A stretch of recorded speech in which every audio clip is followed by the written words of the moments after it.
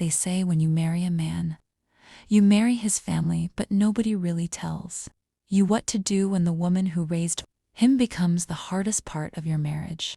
When I entered my husband's house as a young bride, I came with respect.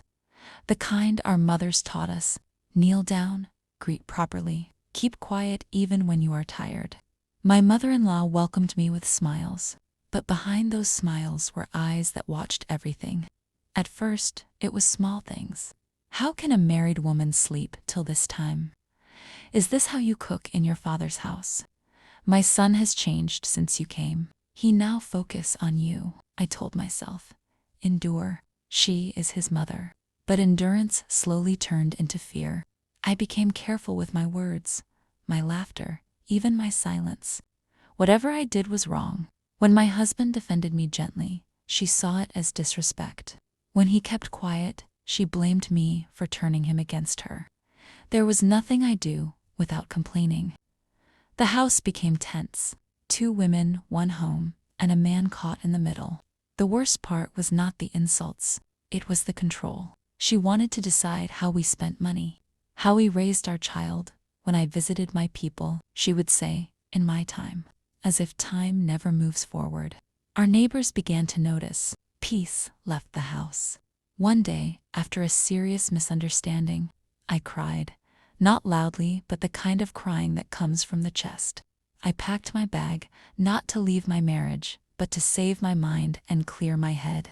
That was the day something shifted. My mother-in-law fell sick shortly after. Not serious, but the one that forces you to sit down and think. As she lay there, weak, depending on the same hands she had once criticized, she watched how I cared for her. I bathed her. I cooked her meals. I stayed back.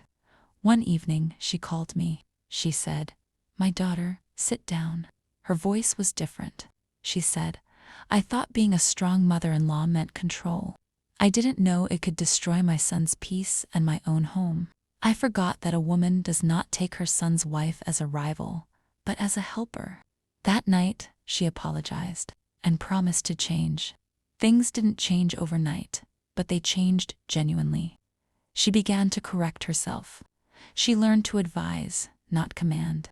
I learned to speak respectfully, but firmly, not in silence and not in anger. My husband finally found peace. Today, our home is peaceful, and my mother-in-law will be going back to the village. Now to mother-in-law. Your son's wife is not your replacement, but your extension. Treat her with love, and your son's home will stand.